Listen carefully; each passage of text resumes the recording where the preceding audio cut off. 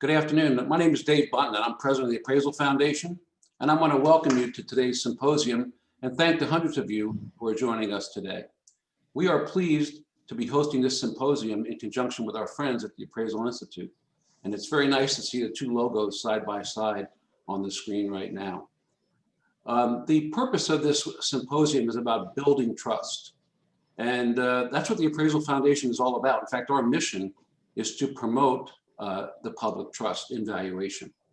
I think that goes back to the fact that we were born out of the savings and loan crisis in the mid-1980s. Appraisers at that time suffered a pretty big black eye.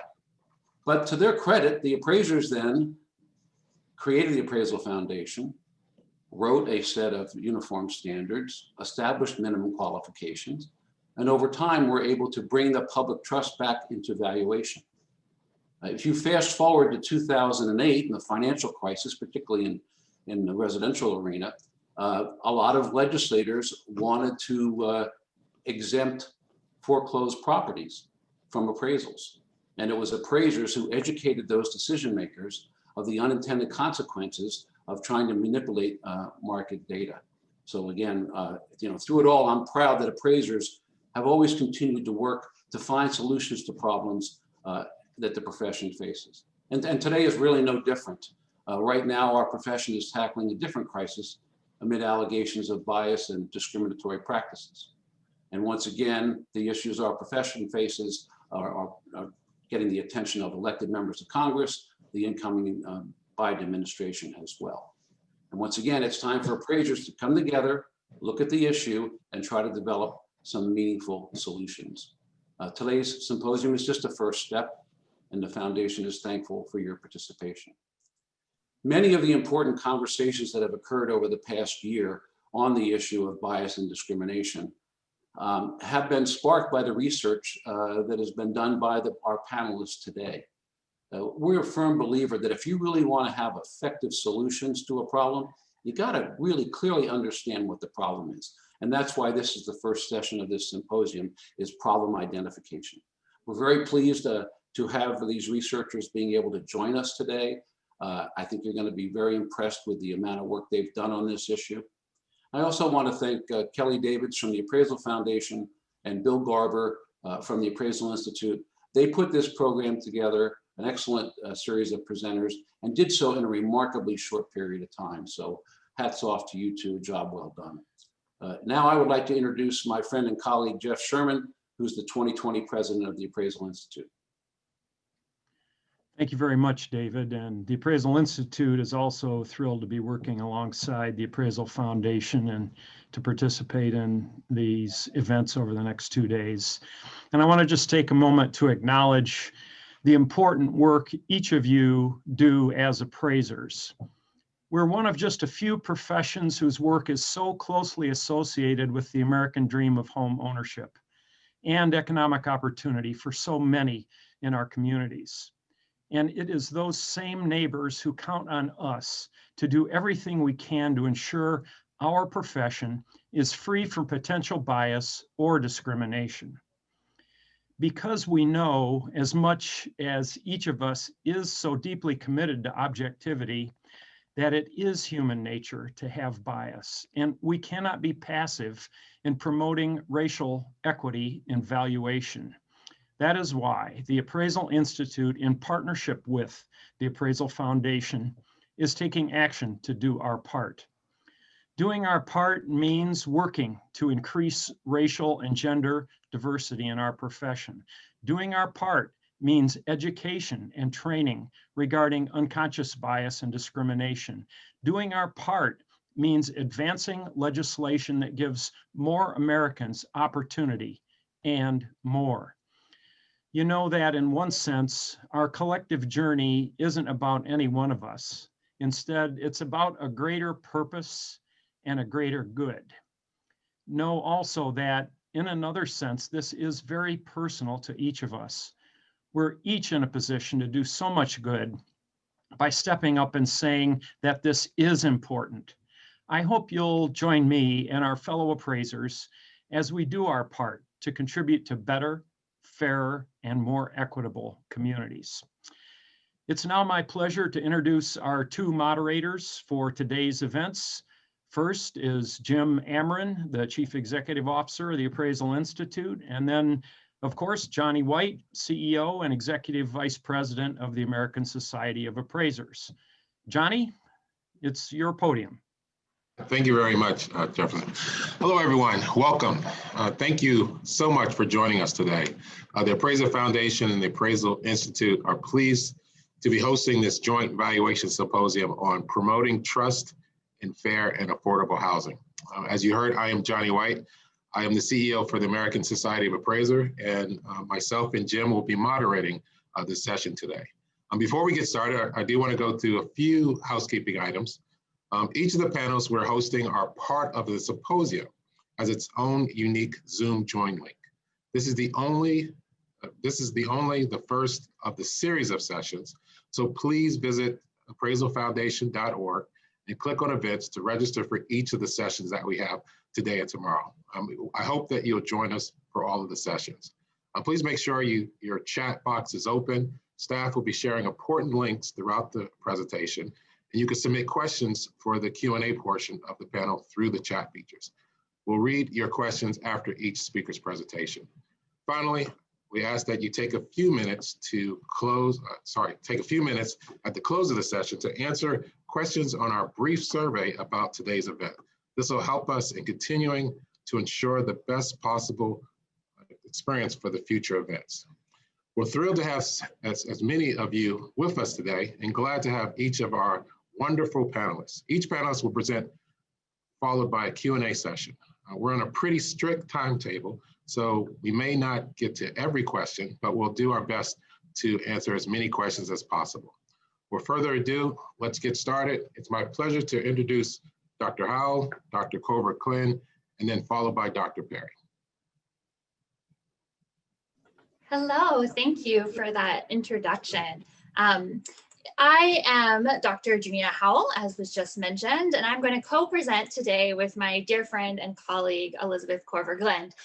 So it is our great pleasure to be with you all today. Both of us have been working on research around appraising and the housing market more generally for nearly a decade. And so we're really excited to get to share with you, and more importantly, to dialogue with you about how we can collectively create a more fair and just housing market, as was just mentioned. So with that, as is in the advertisement, I'm currently a professor at the University of Pittsburgh, and my colleague Elizabeth Colbert-Glynn is a professor at the University of New Mexico. However, we started this research while we were at Rice, living in Houston and studying residential segregation. As scholars of residential segregation, we weren't surprised that there are sections of Houston that are disproportionately white, while there are other sections that are disproportionately Black, and still other sections that are disproportionately Latinx.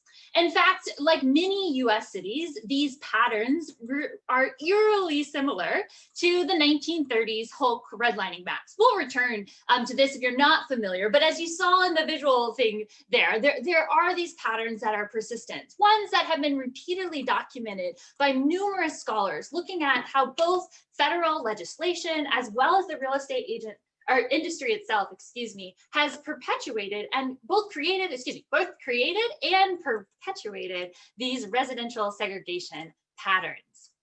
So given this, we also weren't that surprised when homes in communities of color, this specific home that I'm showing you is in a Black community in Houston, were appraised at lower rates than homes in white neighborhoods. However, we were surprised that homes with really similar amenities that were the same size, looked really similar, were appraised at such drastically different rates. In fact, these numbers I'm showing you are market appraisals that have been done in the last couple months in houses in Houston. This is a 10 times difference. Moreover, Elizabeth and I were particularly surprised as we started to dig into this further when we were living in Houston, that these prices did not necessarily reflect demand. There were demands in Black and Latinx neighborhoods, meaning lots of people interested in buying houses, and that wasn't being reflected in the appraisals. And so we were curious, how is this happening and how can we understand it better? Which set us off on what I just earlier mentioned as nearly a decade of spending time looking at lots of different components with lots of different methodologies. And we're just going to share pieces of them today, but we're happy to go into more detail in the question and answer. So I'm going to start today by discussing some of the history. I know that you guys are real estate professionals, which is wonderful. We don't normally get to present to real estate professionals. So I know you have more of a base knowledge than many audiences that we speak to, but I still want to give you a quick overview of what we found and how that affects today. Sorry, I'm pausing a little bit because every time a chat comes up, it stops my ability to advance the slide. So when I'm struggling, that's me trying to get out of the chat piece that when it's popping up. So sorry about that. But once I'm done talking about the history, I'm going to pass it over to Elizabeth, who will talk about how that history is manifest in current patterns. And then I will talk I'll come back to me and talk more broadly about our quantitative analysis and how that shows broader patterns of racialized home appraisals. And finally, Elizabeth will come back and talk about what we see as possible solutions, which we, again, will be happy to talk about more in the question and answer. So with that, will you go on a trip with me 100 years back to the 1920s, where at the time, which I imagine many of you know, the appraisal industry wasn't very institutionalized and there wasn't consistent methods in appraising homes. However, the most common method at the time was to use the cost approach, or in other words, if you're not familiar with this, estimating the cost of reconstructing the property minus any kind of conditions or wear and tear. So basically, what would it cost to construct this property as it is right now? This method stayed as the most dominant method really until the stock market crash of 1929.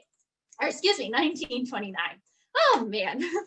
Sorry, every time this chat comes up, then I can't advance my slides, which is distracting. Okay, so the stock market crash of 1929 obviously has large implications on all sorts of elements of the economy, particularly individuals who are no longer able to pay their bills and to wow. All right, I'm gonna change the mode so that the chat stops distracting me. I'm really sorry about that. I'm gonna fix that mode so it stops getting interrupted. Okay, so stock market crashes, economy crashes. What happens? People are no longer able to pay their bills, which leads to this rapid sense of evictions, and activists rise up and ask for eviction moratoriums and really start putting pressure on the federal response to deal with the housing crisis. So in his rise to power, FDR says that housing is going to be a key priority in his administration, a promise he upholds with the 1934 National Housing Act, where, of course, the Federal Housing Agency was created. And, of course, that act had lots of different components. But I want to focus today on how that act affected the affected the institutionalization of the appraisal industry.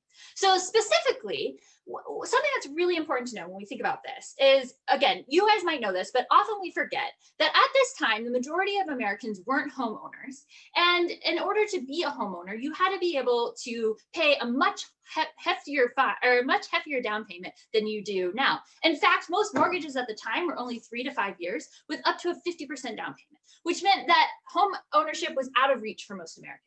So FDR and his administration believed if they could change this, in fact, if they could make the average mortgage from 3 to 5 to 30 years, and they could significantly reduce down payments, then middle-class families could live in homes, and while they're living in those homes, build their wealth and really have an economic buffer next time an economic crash happened. So this had two purposes. First, dealing with the housing crisis, that was happening, as well as buffering people for future economic shocks. Of course, there were some issues with this. First of all, they had to incentivize the banks to go from doing an average of 3 to 5 year mortgages to 30-year mortgages. And to do that, they say, okay, we'll insure those mortgages. But of course, there's a catch. In order for them to insure the mortgages, they didn't want to just insure mortgages for any price of any house in anywhere. They wanted to make sure that those prices accurately reflected the market. And that's really what led to the institutionalization of appraising.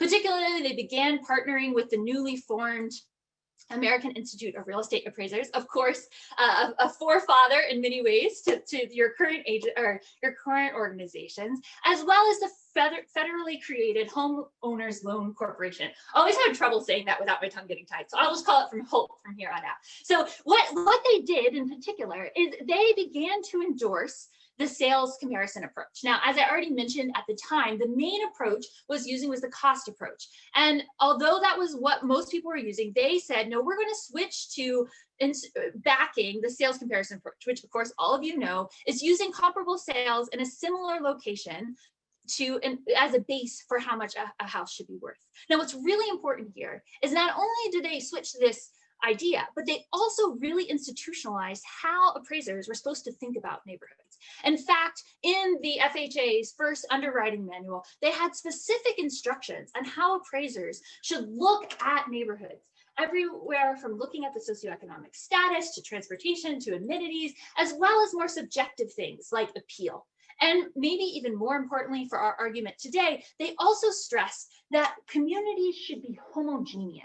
Yet, it wasn't just any homogeneous neighborhoods that were desirable. In fact, homogeneous Black neighborhoods or homogeneous Latinx or Indigenous or lower class neighborhoods were not seen as ideal. Homogeneous was seen as synonymous and importantly connected to white middle class communities. And those were the ones that were seen as most stable and deserving of the highest appraisal rates. Of course, this was further formally institutionalized with the HOLT maps, which we already mentioned here, and I'm sure you are familiar, but they graded neighborhoods A through D to evaluate not only who should be able to access mortgages, but how much houses in these communities should be worth. Of course, A or green neighborhoods were majority white middle class neighborhoods, while their yellow and red counterparts were communities of color and communities of lower socioeconomic status. This method continued until the 1960s, when of course the 1968 Fair Housing Act outlawed many of these practices. However, in 1976,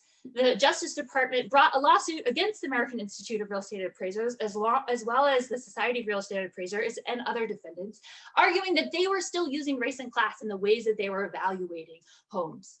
This suit ended in a settlement where these groups agreed to remove race, explicit languages and references to race in their training manuals, practices that were formally kind of institutionalized further with the Community Reinvestment Act of 1977, where more aspects of the racialized components of the National Housing Act were also outlawed.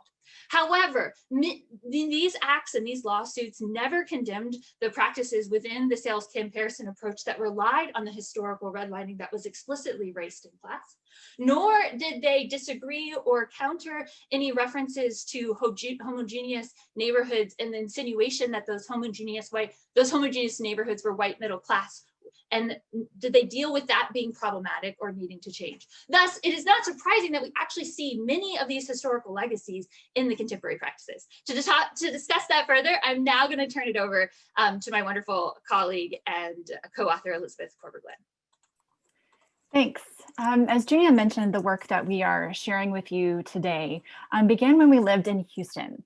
And while in Houston, I conducted over 100 in-depth interviews with real estate agents, housing developers, mortgage lenders, appraisers, and home buyers and sellers, and a year of ethnographic fieldwork with 13 housing market professionals, primarily real estate agents and housing developers. And during this time, I witnessed more than 200 unique interactions with other real estate professionals, including appraisers, mortgage bankers, and home inspectors, as well as housing consumers in the field. So today I'll be pulling from my work published in the American Sociological Review, as well as my forthcoming book, Race Brokers, coming out this spring from Oxford Press. In this work, I examine the complete housing exchange process. That is, I explore the interactions between developers, real estate agents, mortgage bankers, appraisers, and the clients they serve. And today I'm going to focus on value. Specifically, how professionals within each of these real estate industries use racial stereotypes, racialized networks, and racialized assumptions to evaluate property in white communities as more valuable than comparable properties in communities of color. For example, developers first evaluated neighborhoods when deciding where to place their projects. Much like the 1930s guidelines, developers saw white communities as a better investment. Race was more important to developers than poverty, socioeconomic characteristics, or amenities. Even when we only examine impoverished neighborhoods or neighborhoods where there are 30% of residents who live in poverty, Houston developers built on average 26 homes in white communities while only building 5 in Latinx and 2 in Black neighborhoods. However, this did not match demand. Developers who did not only consider white neighborhoods and white markets saw their properties sell quickly. So those who also built homes in communities of color sold their homes extremely rapidly, even before they were finished building, reflecting the demand for homes in those areas. Yet the vast majority of developers prioritized white buyers in white communities, which was dialectically encouraged by the majority of white real estate agents. Like developers, the majority of white real estate agents concentrated their businesses in white neighborhoods with white clients. This was formally and informally encouraged by their trainings and brokerages. For example, in Houston, the Houston Association of Realtors, like real estate boards in other cities, has created a map of neighborhoods they use called a market area map. When agents list home for sale on the MLS, HAR automatically assigns the home to one of its market areas based on the home's address. However, this map reinforces a racial hierarchy in home marketing and sales. If we just look at the pattern of these areas, we can see certain areas of the city have multiple defined neighborhoods in the western region and not the east. These patterns are correlated with race. In fact, when we superimpose HAR boundaries onto the racial demographics, we see white areas are given multiple heightened specialized boundaries, unlike the Black and Latinx areas. As a result, HAR's majority white areas have on average 20,000 people, juxtaposed to the majority Black areas that house 61,000 people and the Latinx areas that house 88,000 people on average. This system allows for specificity within white communities, but treats all Black and Latinx communities as uniform, despite their socioeconomic and architectural variance. Beyond the formal tools used to define neighborhoods by their racial composition, real estate agents' use of stereotypes also contributed to how they approach clients, sales, listing prices, and even presented evidence to appraisers regarding the worth of the property or tried to influence appraisers' assessments.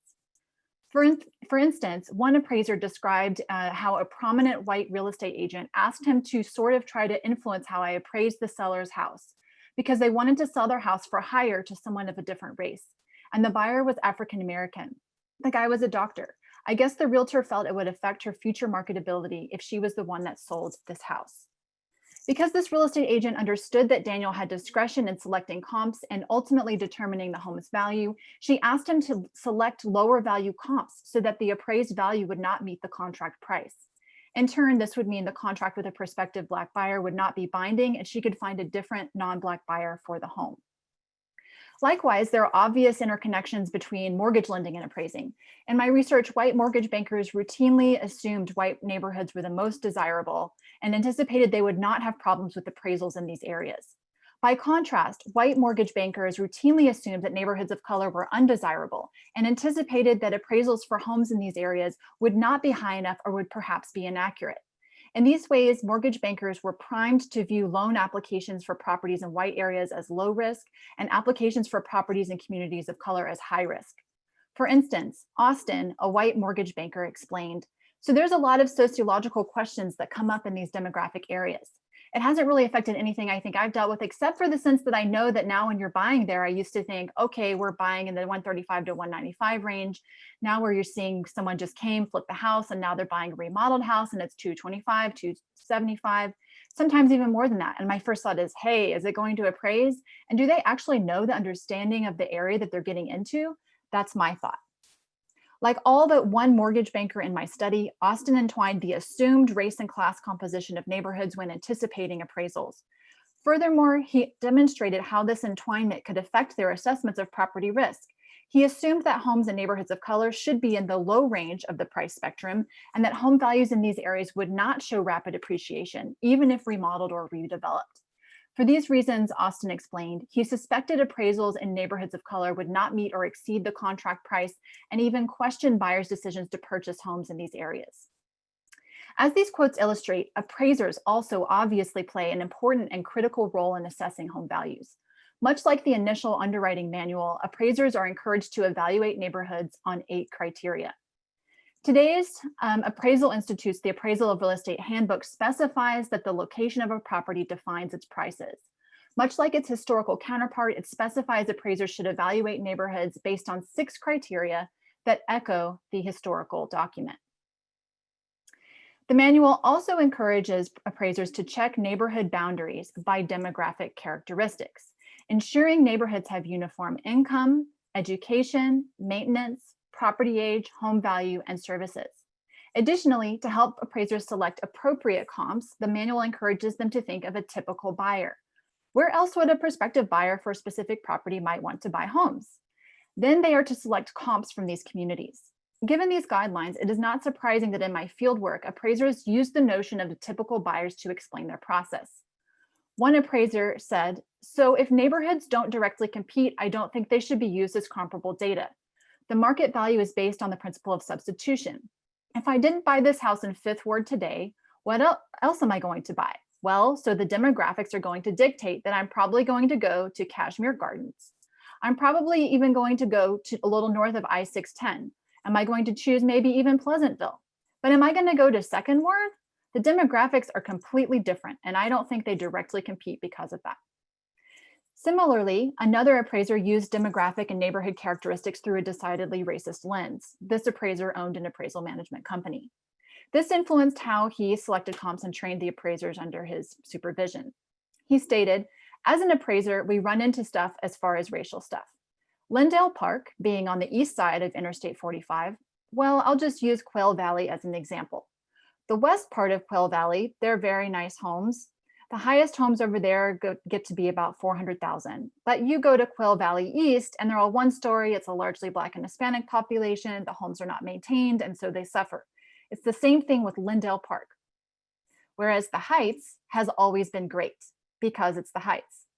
It's like, oh, I'm living in West U, which is West University Place.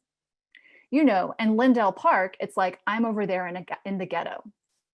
Lindale Park is a middle-class Latinx neighborhood." He said, "It's kind of scary because if I go by to appraise a house over there, I'm kind of looking around. As for the Heights, I'm driving right up to the house. I have no worries. I go right up there, you know." Comp selections make large differences. During my fieldwork, I observed 2 different appraisers evaluate this particular 3-bedroom home. The first appraisal pulled comps from homes that were 73 years old on average and 0.75 miles away from the subject property on average. The second appraisal pulled comps from homes that were 50 years old on average and an average of 0.68 miles away. The second appraisal came back $60,000 higher than the first. Given appraisers' discretion of where to pull comps from, combined with their emphasis on homogeneous neighborhoods and racist assumptions about and interpretations of neighborhoods of color, it is not surprising I was observing these kinds of inconsistencies. However, we wanted to know if this racialized discretion was systematically occurring across the city, so we conducted a quantitative analysis of all single-family homes in the county.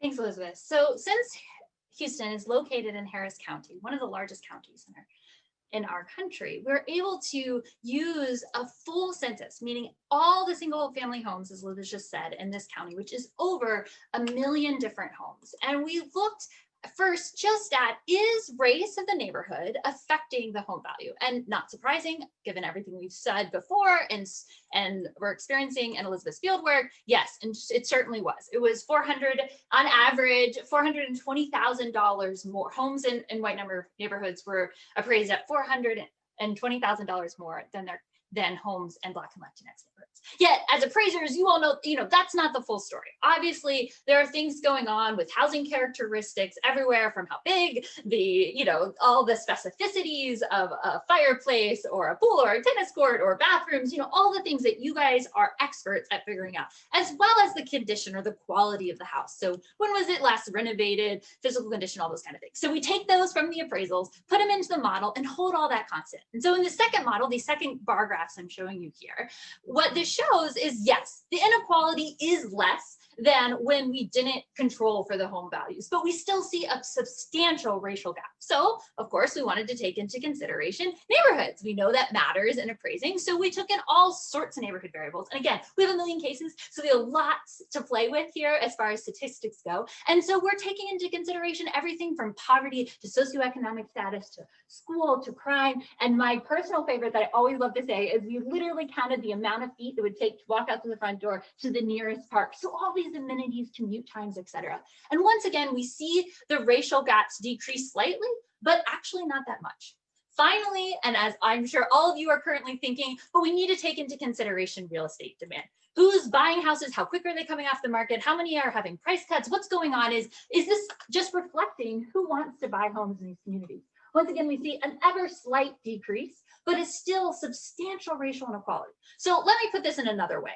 Homes in Harris County and white neighborhoods are on average are worth $290,000 when we hold constant everything about the home that we can possibly think of, as well as everything about the neighborhood, including how much real estate is going off the market, how much demand there is in that community. So that's $290,000 in white communities and only $120,000 in Black and Latinx communities. This is an over 240% difference. Obvious, a huge difference, one that further substantiated that what Elizabeth was finding in her ethnographic work wasn't just one-off cases, it was systematic throughout the city. Yet we wanted to know, is this all cities in our country? And how has this changed over time? Obviously, we spent a lot of time at the beginning talking about history, so we know this history matters, what's going on. So in this most recent publication, what we look at are those two questions. And specifically, we start with 1980. So I mentioned earlier when I was talking about the history, that the 1977 Community Reinvestment Act kind of formally institutionalized not using race in a whole nother way that built off the 1968 Fair Housing Act, but really took race out of appraising in many ways. So we started in 1980 as a baseline. And as you see here in the graph, white communities, as we would expect, on average, this is across the whole country now, had homes appraised a little bit over twice as much as communities of color, defined as both Black and Latinx for this particular piece of the study. And this is just descriptively. We're not holding anything constant. We're just showing you the descriptives. But that wasn't surprising to us. But what was surprising is when we looked at this over time, specifically when we got all the way to 2015, this inequality had doubled. So we're really curious, why is this happening and what is going on? So given that housing markets are really different in different cities, as you guys know so well, we didn't want to just do a national average writ large because we know that these communities have very different housing markets. So we actually looked at 107 of the largest metropolitan areas and ran 107 different models specifying how race was playing into appraisals in these metropolitan areas, and then created some national averages so we could tell the broader story while still the models taking into consideration the specificities of the local communities. When we do that, we take this descriptive graph, that doesn't have anything held constant. And now we hold constant all those housing values or pieces of those housing values that we mentioned in our previous paper or mentioned in the previous paper, as well as neighborhood characteristics. And once again, we see that not only does this not erase the inequality over time is actually growing when we take into consideration the characteristics of the communities and the housing themselves. So another way of putting this is a home in a white community that is very, very similar to a home in a community of color, grew in value $225,000 from 1980 to 2015, compared to the very same similar community or house in a very similar socioeconomic and other amenities community in a community of color that only grew $31,000.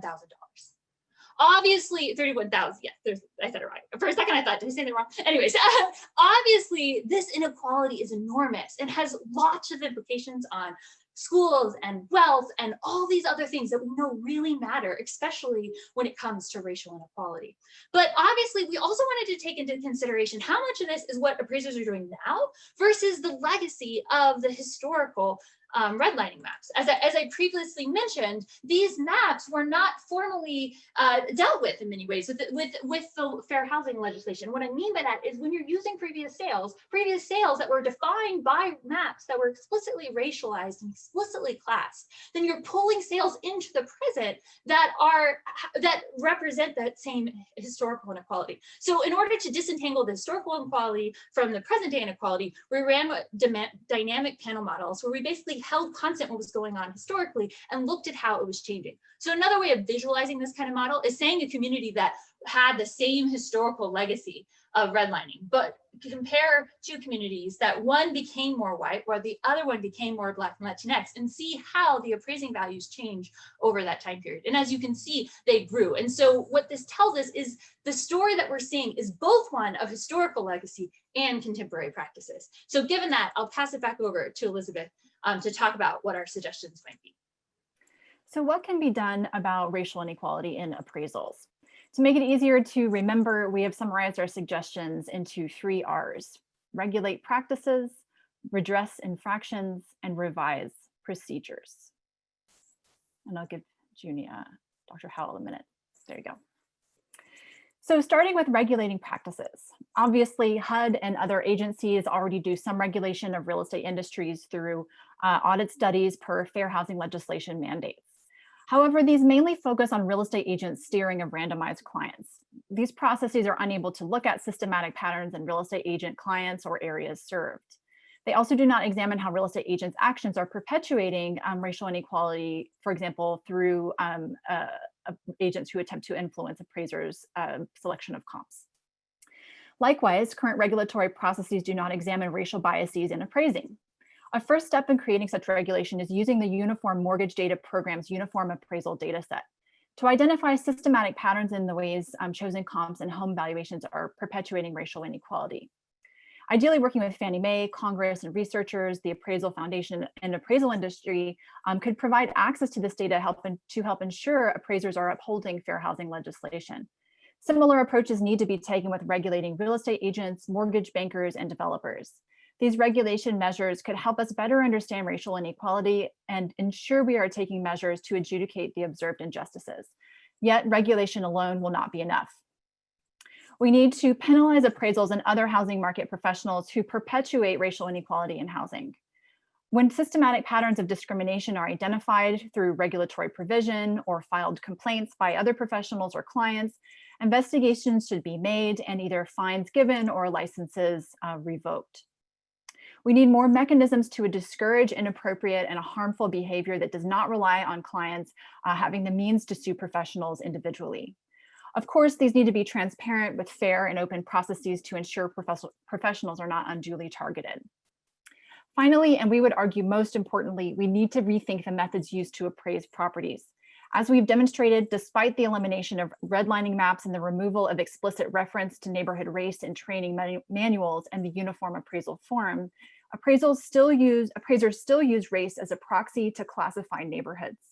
Additionally, the continual emphasis on neighborhood homogeneity and conception that neighborhoods need to be uniformly middle or upper class to be desirable perpetuates racial inequality in appraisals.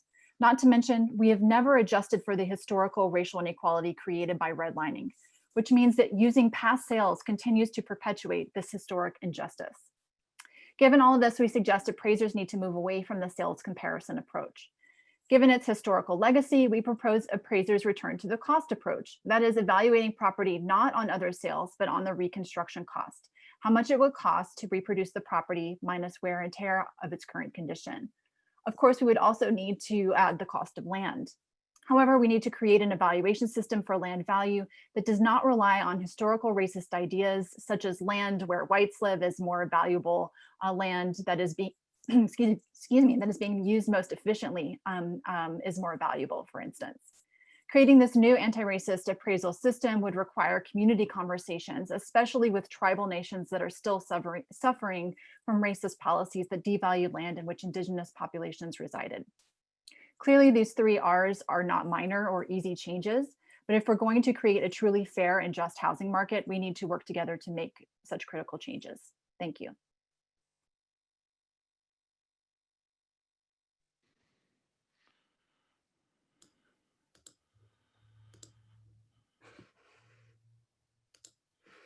Okay, well, thank you for that presentation. I'm getting a lot of questions that we'll get to towards the end of the presentation, but Dr. Perry, if you're ready, the floor is yours, sir.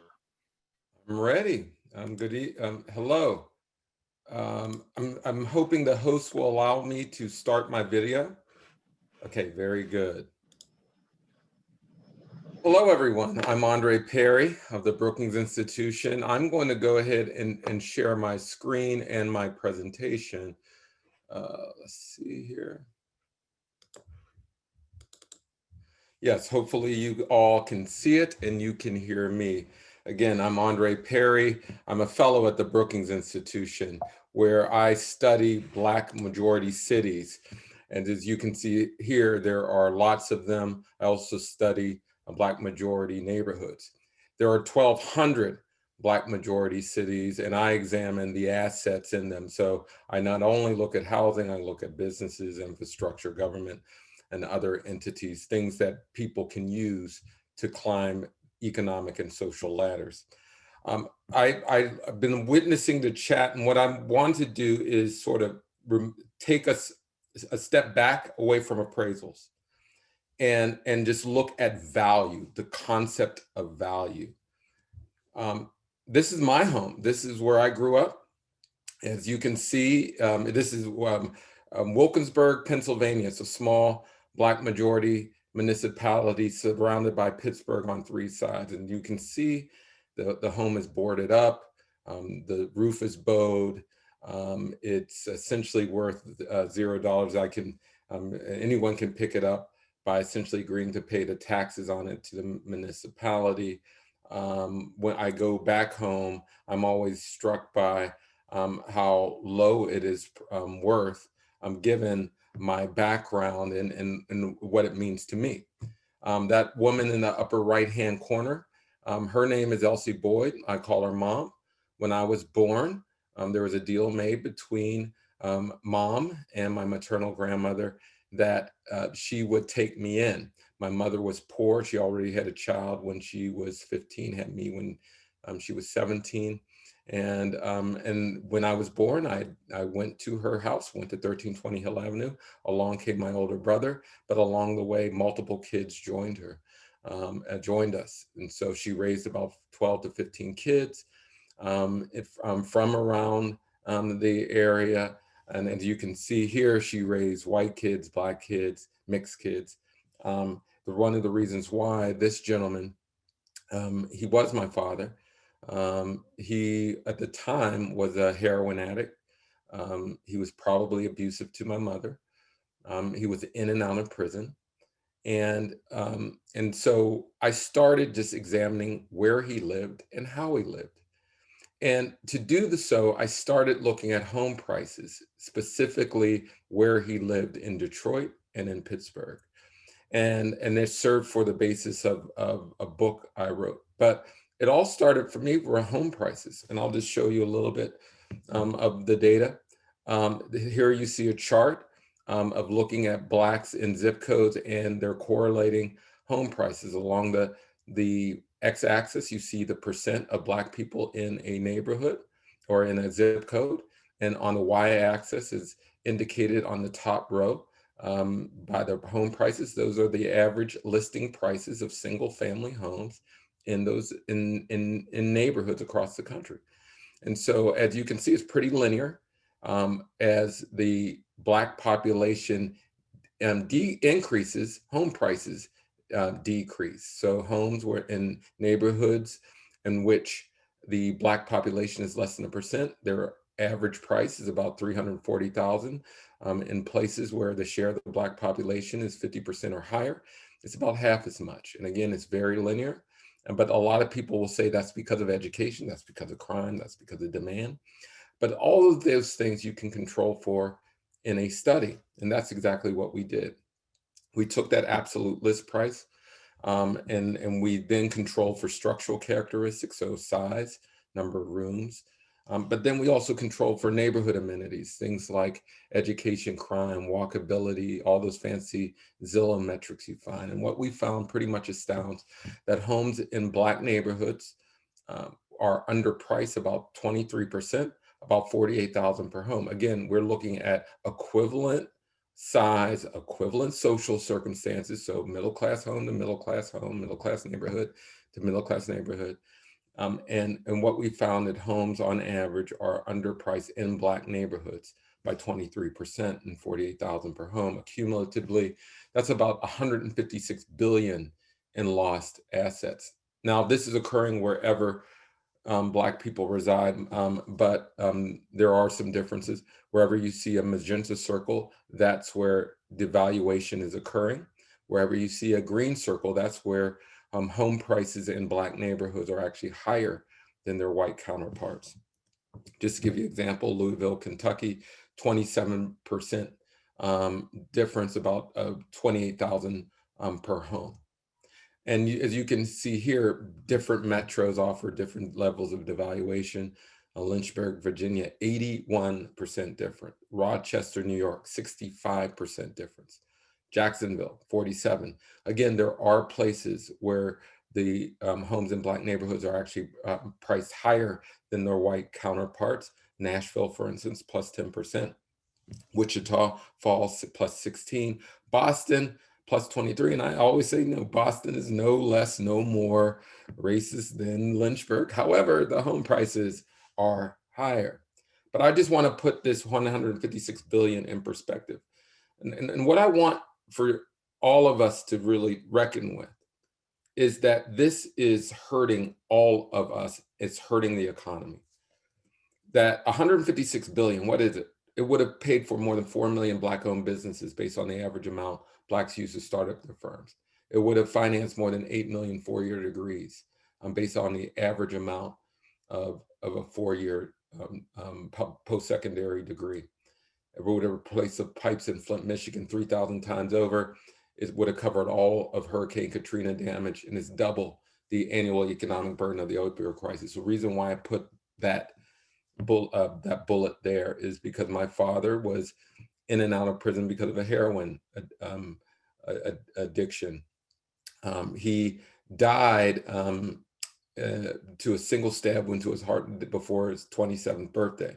And certainly he died by the hands of another inmate, but he also lived in areas in which he had much less chances to go to college, much less chances to start a business, much less infrastructure, worse schooling. This is an issue that's impacting us all. And so what I will talk a little bit later is that it's not just appraisers, it's not just lenders, it's not real estate agents. There are many actors in this economic drama. But if we all say that this is not us, nothing gets done.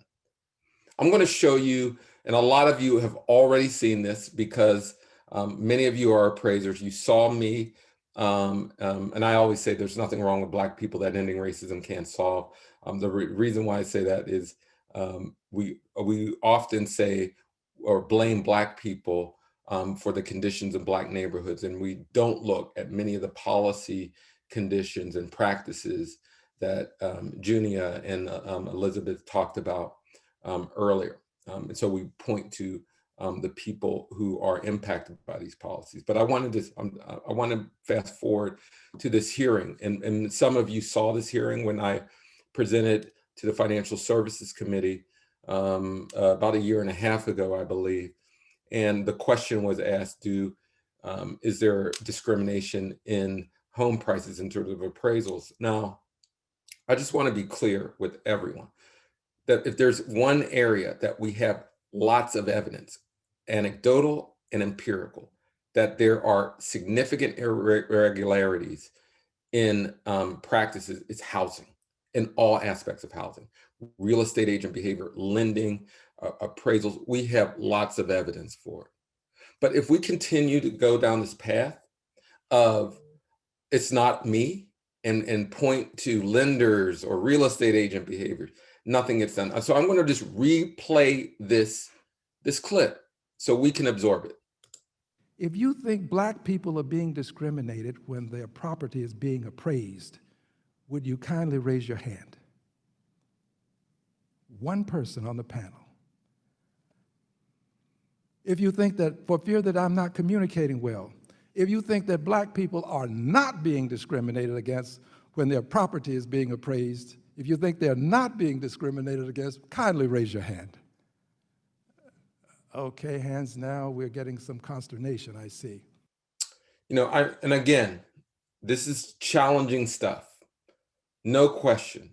And I'm absolutely happy the Appraisal Foundation and the Institute has come together seeking answers. And we all need to seek answers. But if we deny that there's something going on, that something's going on, then we'll never get to a solution. Now, I'm going to let anyone off the hook, but I just want folks to see that in our markets, a lot of people have these perceptions. So I'm just going to relate housing to business because businesses are started mainly through the finances used through our home. So if you have devaluation, you're going to have fewer businesses. And so Black people represent 13% of the population, but only 2% of the employer businesses. Only 1% of Black business owners were able to obtain a loan in their founding year compared to 7% of white entrepreneurs. And when we do get, when we are denied loans, more than twice as often as our white peers. And when we do get loans, they're at higher interest rates.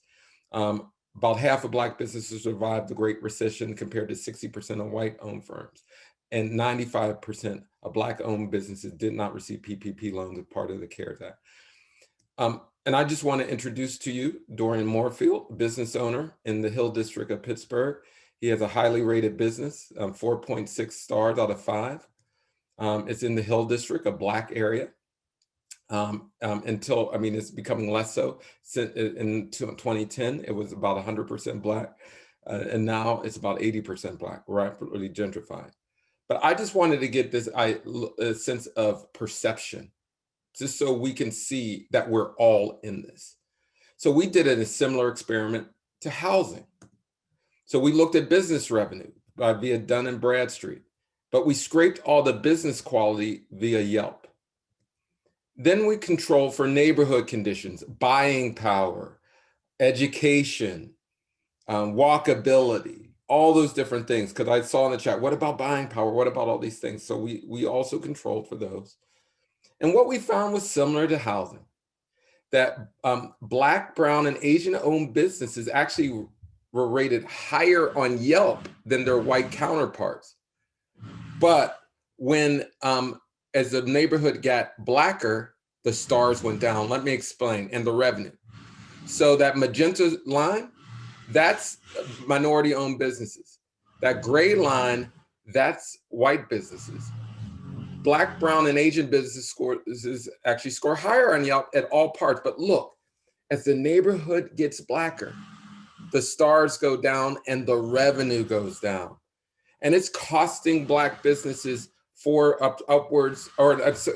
it's costing all businesses in Black neighborhoods around $4 billion a year. And now there's a saying in the Black community, it goes, our ice is just as cold. We knew, the elders knew that our businesses are just as good, our homes are just as good. And when you avoid quality, you suppress or distort the market in a way where, one, in terms of business, high quality businesses are competing with low quality businesses. You're bringing less revenue. Things become depressed. Now, how do you combat this devaluation? In my opinion, this is not just about rules and regulation. This is about investment. The devaluation has lost revenue in places. And so we need to figure out ways to direct capital towards minority-owned firms, Black and Brown, and Black and Brown homeowners. We also need to remove unnecessary bureaucratic barriers to ownership. And we also need to make investments in neighborhoods. Because of devaluation, many Black neighborhoods simply have lost quality infrastructure, and we need investment.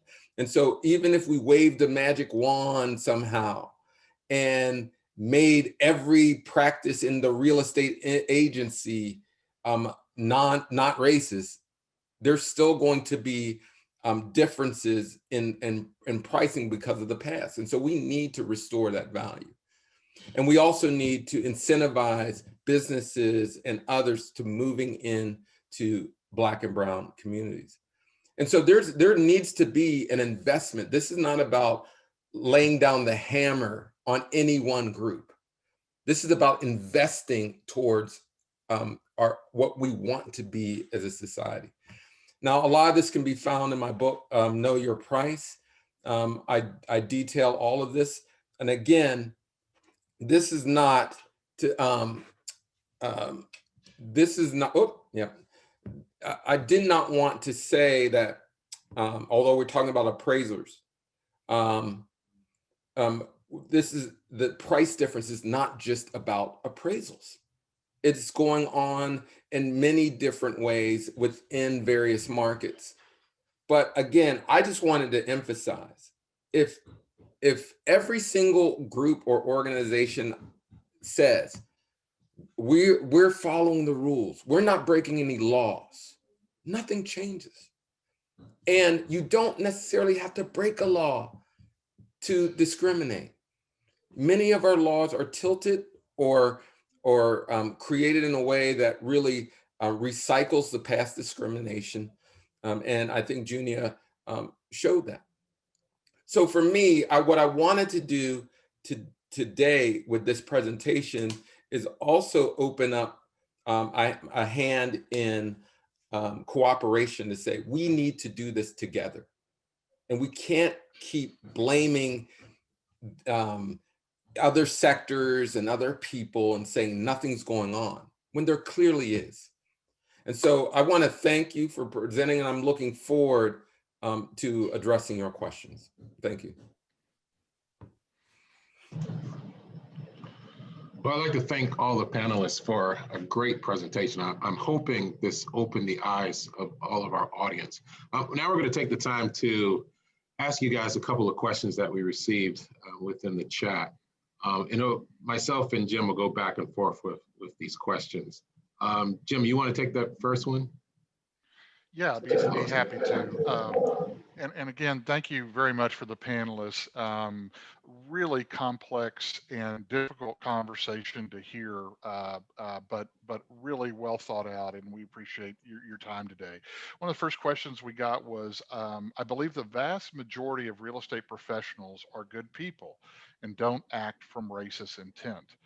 Still, racism is part of the industry. Can you speak a bit more on how systemic racism affects institutions and shapes individual actions, even when not overtly racist?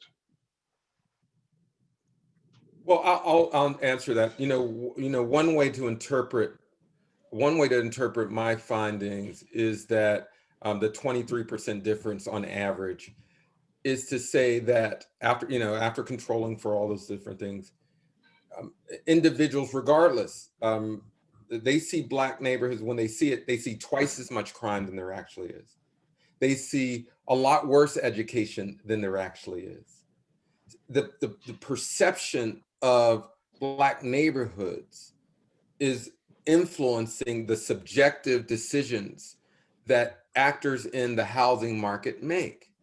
Now, some of it, there are some folks, let's be clear, there are some folks who are racist, but there's a whole lot more who look at Black community and reflexively just assume that it's of worse quality.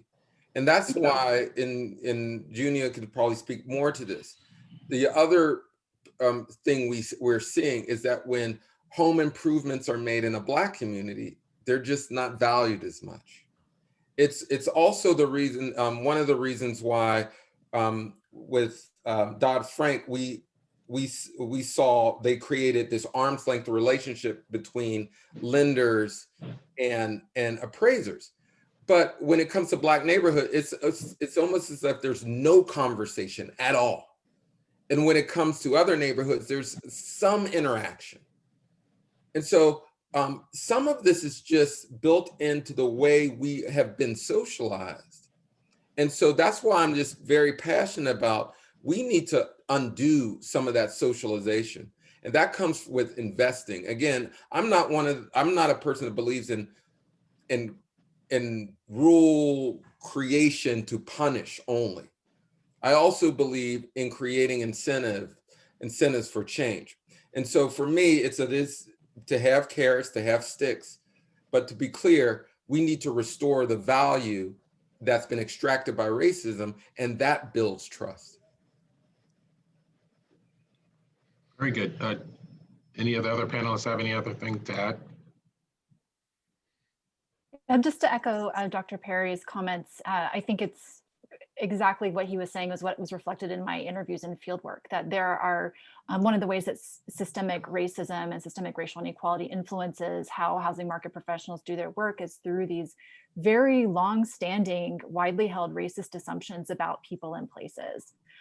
Such that routinely real estate agents, appraisers, developers, and mortgage bankers in my study would assume that prospective home buyers and neighborhoods of color were lower income, required more work to educate, had low credit scores, were dangerous, or if they were neighborhoods crime-ridden, and so on.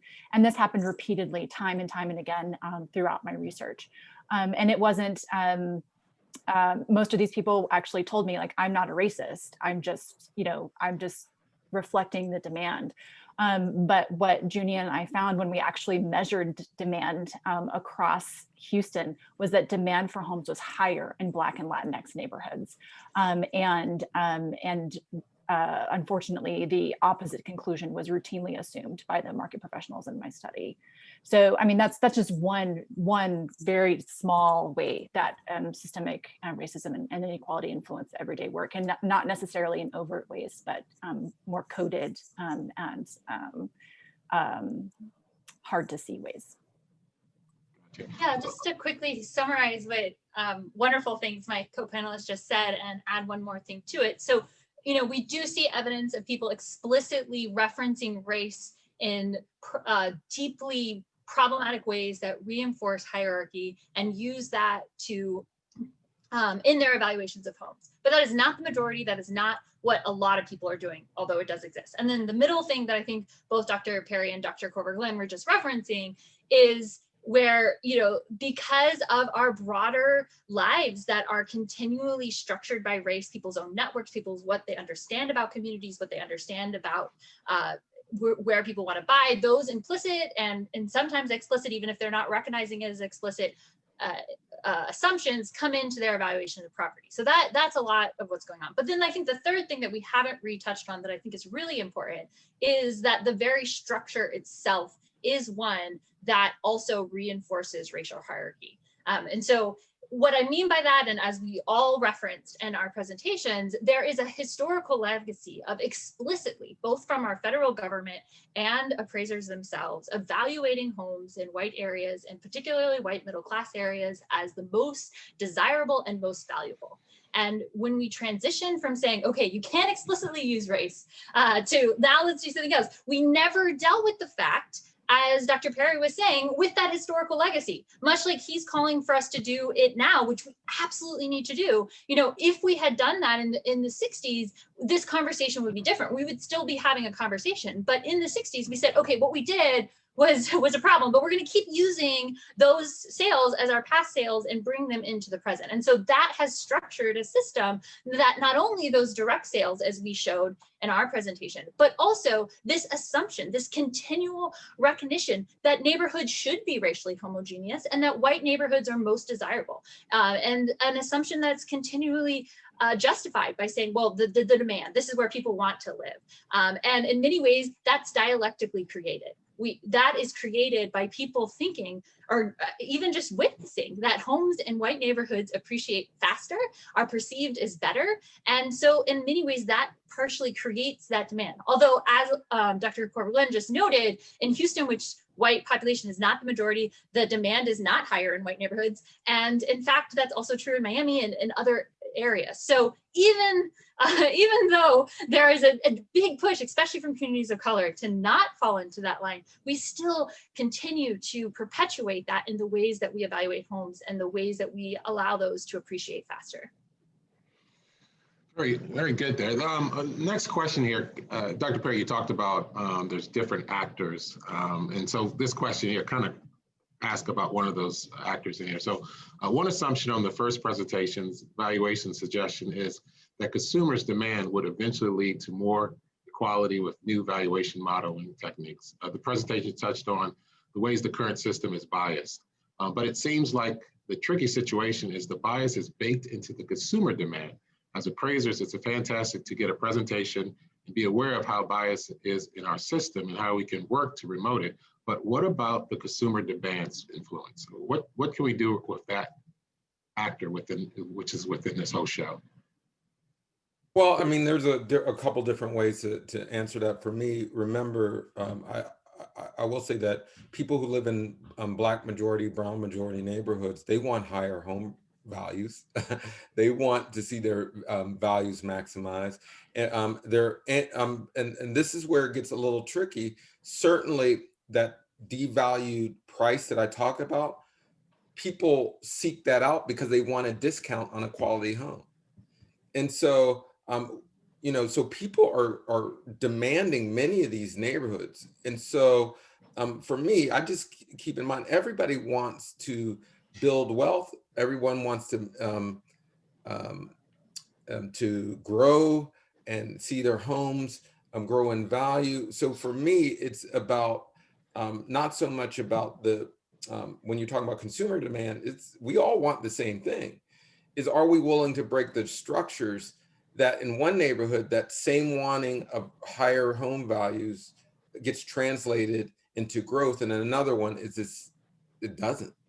And so for me, it's what are those structures that's preventing the consumer demand in Black neighborhoods from actually growing wealth?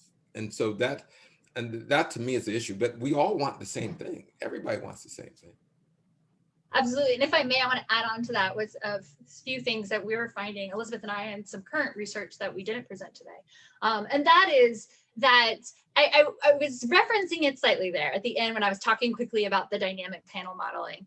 And I saw quickly that there were some questions about gentrification. And so I want to kind of tackle both of those things. And so something that we're finding that I find really interesting and also very disheartening is that what happens is as Black populations move from one neighborhood into another. So in cities like Pittsburgh, which Dr. Perry obviously grew up in and shared, and I'm there, so we're going to use that city as an example, right? So he mentioned the Hill District. Homewood is another historically Black community where because of different dynamics, residents are being pushed out in various ways and moving east to the Penn Hills area. And what has happened literally as Black families, have moved to these inner suburbs, the appraisals of those homes have gone down, while their counterparts who are white and moving into the neighborhoods that they used to live in are getting the benefits of their appraisals going up. So we literally see appraisals going up and down over time,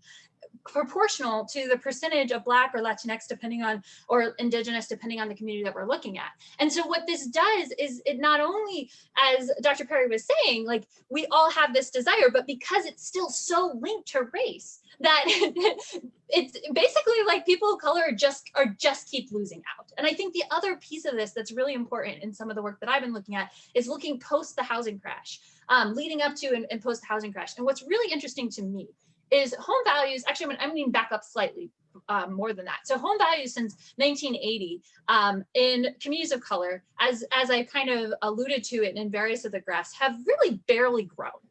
But in many ways, their line or their slope, if you will, reflects what was happening before that. The difference is actually what's going on in white communities. I also saw in some chats, you know, like references to how much homes cost in the 1920s, the 1930s, the 40s, where all these historical legacies are carried from. Yes, they were way cheaper, and while they were growing at a relatively constant rate that was paralleled with inflation. Post 1980, we see a radical transformation where homes in white neighborhoods are skyrocketing in value, and that's particularly true after the housing crash. And we see that growing even more. And so in many ways, yes, we all want to grow wealth in our homes. That was institutionalized in the National Housing Act. But the way that that has manifested in the most recent decades is such that not only is it growing wealth for the white community, but it's also pushing out affordable housing and creating many other crises that our broader community is going to have to wrestle with. Wow. Jim, you want to ask the next question? Can I? Go ahead, Dr. Perry. One thing, there's just a couple things. There is this idea that only Black and brown people are suffering from this. Certainly, Black and brown people are bearing the brunt of it. But when I look at Black majority cities, there are white, Asian folk living in them too, brown folks living in them too. And in the area where there's Black majority, everyone's homes are devalued. And so we're in this together. And then one more thing that keeps coming up time and time again is this response that we just reflect the market. We just reflect the market. Well, you know, as if the market isn't distorted by many different things, including by the practices of the real estate agents, real estate community. And so, you know, we should not be reflecting a distorted market. And we all have a responsibility in removing the dregs of racism from those markets. And again, I can't say this, I mean, we all have to take responsibility. The Appraisal Foundation, the Appraisal Institute, in my opinion, right now, this is what this is about. This is about being self-effacing and saying to the members that we have a role in this. We may not be the only players in this, but we have a role. And so things like we're only reflecting a market is to abdicate your responsibility from correcting the things that are under your control. That's what we're asking for. And that's what we're working together to solve. So I just want to be clear about that because I keep seeing it in the chat. And, you know, this is, we got to step away from being defensive and recognizing the data is real. The data is real and we all have a role. So let's work together. Very, very good point, Dr. Perry. And I want to emphasize what you said. I think all of you said, I mean, all of us are suffering that's within that neighborhood. If it's a neighborhood that's majority Black, anybody that's in that neighborhood suffering. That's a good point to point out there.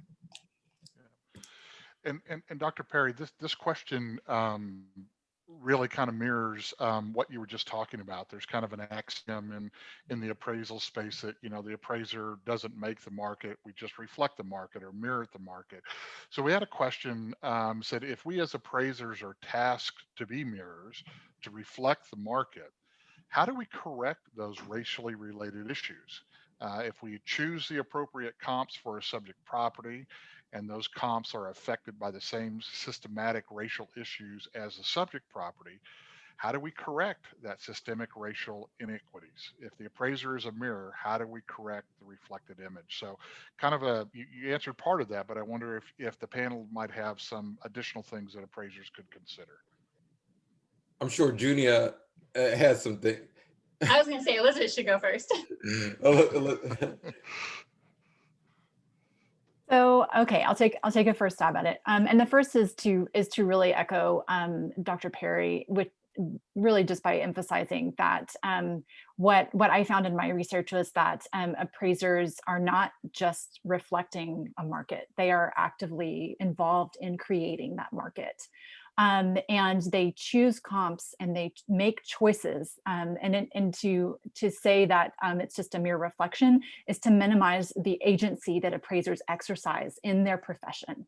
And so I want to re-emphasize that appraisers as real estate professionals who are licensed and aim to be trustworthy kind of partners with mortgage lenders and others as well, are a part of making markets. And I did see a comment that yes, I do understand how markets work. That is my life's work, is to understand how markets work.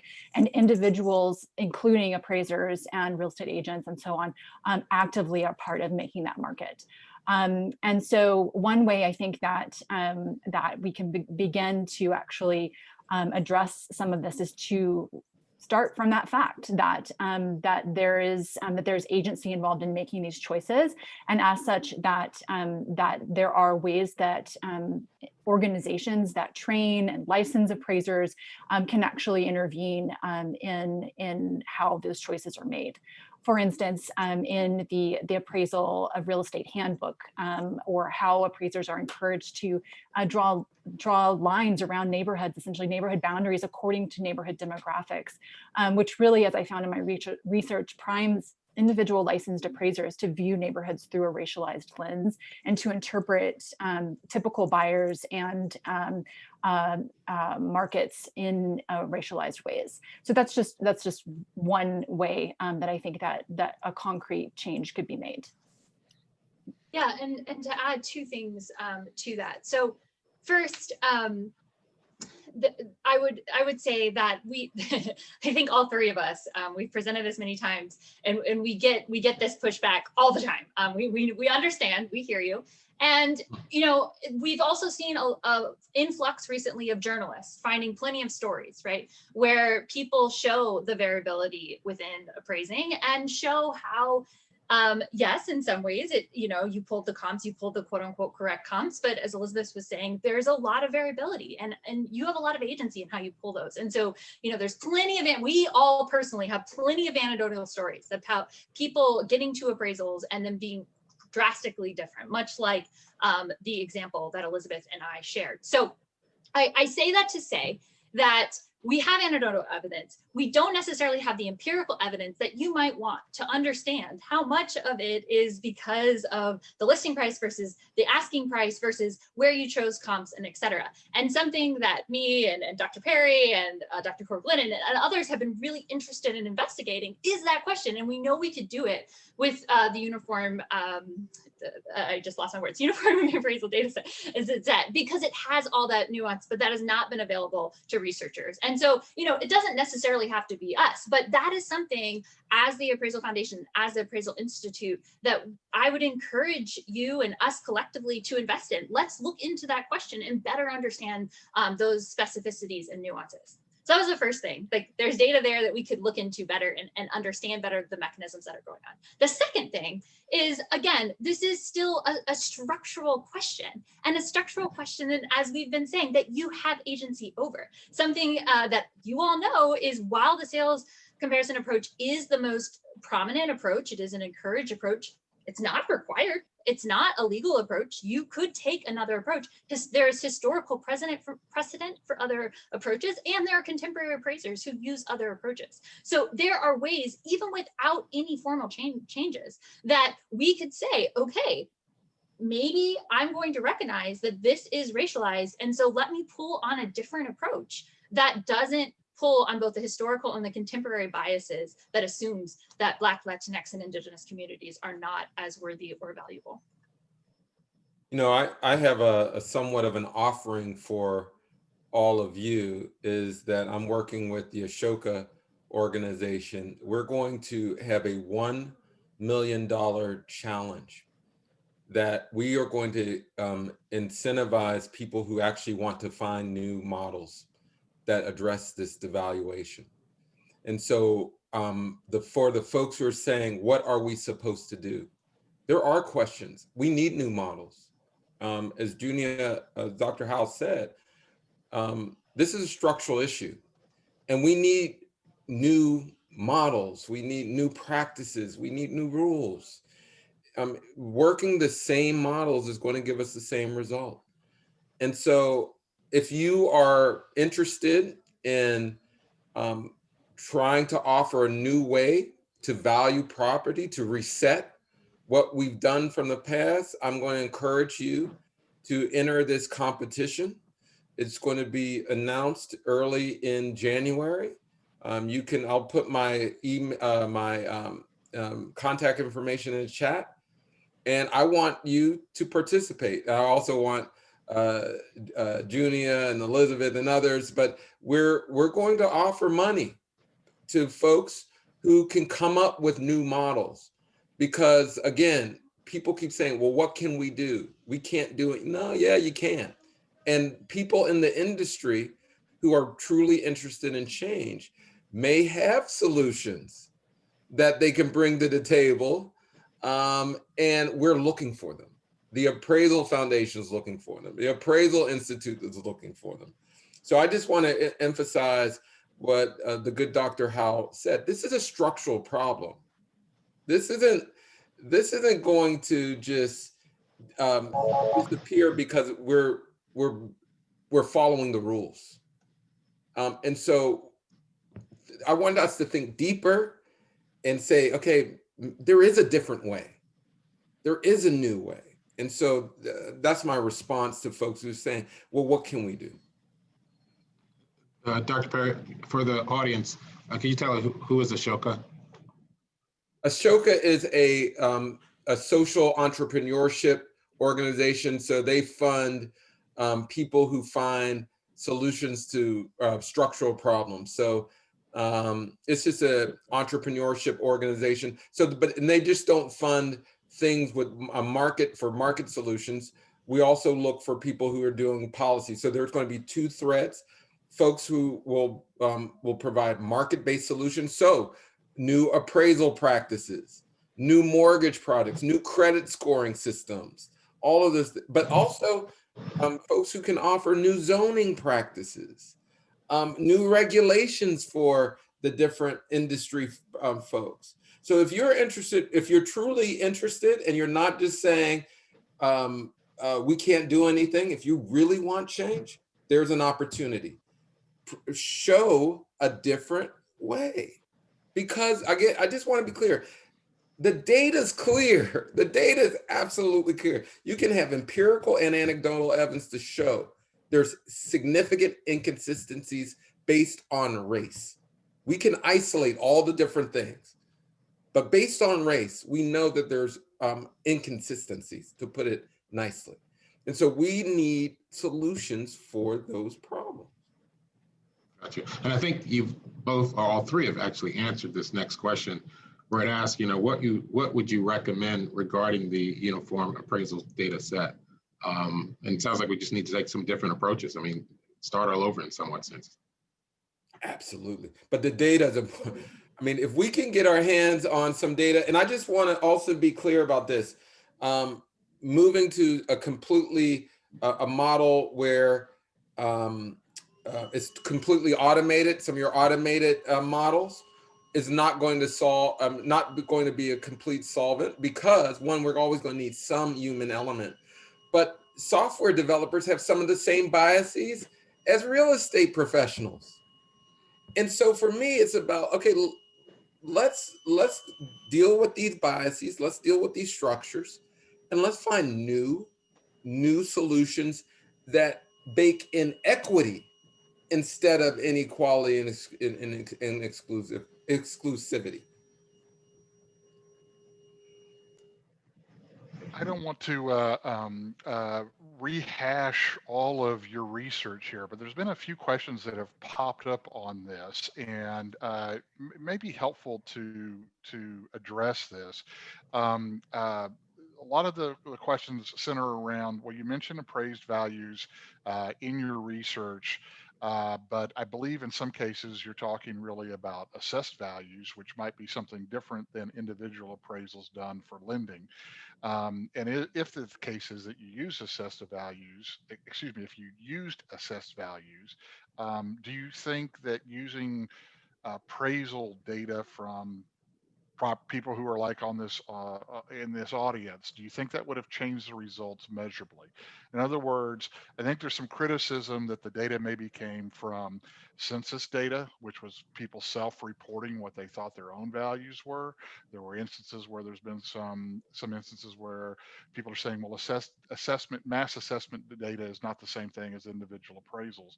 And I guess the question overall is that, what do you think that would measurably change your findings one way or another? Or even after controlling for all of that, are the results still going to suggest that there's racial bias at times in appraisals? Yeah, thanks, Jen, for that question. It is really important, and it's something that I think all three of us and people we work with think about a lot. So there's own evaluations, so self-reported home values, of course, there's text assessments, there's appraisal assessment, there's market value, there's sell price rate. Like, there's lots of different ways to estimate this. And Elizabeth, in my work, we have used different things in different publications depending on what's accessible. But in every single publication, we do multiple checks to look at the correlation to the best of our ability between these various values. And we continue to find that they are extremely correlated for the data that we have access to, and that they are becoming more correlated over time, which makes some sense given how computers and other things have integrated into the industry. There's more commonality in the ways that people are accessing information, comps, all those kind of things. And so the most recent data is even most accurate or correlated across these different values. So do we perfectly have individuals, appraisers' own assessment for all of these models that we've shown you today? No, that data is not accessible back to the 1980s, and nor is it accessible to most researchers presently, although we do, the country has it, right? This data I've already mentioned a few times. But I don't think that any of the results would be substantively different, because we run many supplemental models examining if we change these things across the different kinds of variables that we do have and the different values that we do have, does anything change? And the answer is no. Thank you. Dr. Corver-Glenn or Dr. Perry, you care to address that? Well, my research looks at price differences. The reason why I want the appraisal data, because I do want to account for what makes for those price differences. Like I said, it's not just appraisals, it's a lot of other factors. And the more data we have, we can see how much of that is a result of appraisals, of job market or whatever. But we know that appraisals have something to do with it. To say that it had nothing to do with it would be incorrect. And so for me, it's about, we want data so we can see how much appraisals factor in to all the different actors that make that price. So that's why the data is important. So we can be more specific, but it's clear you can run multiple models, and that's the thing about research. You really just try to see get the overall trend. We know that race matters in appraisals, in real estate agent behavior, in lending, in a lot of different things. We want to find out how much. Thank you. Thank you very much. So we're coming to the end here. Just one last question.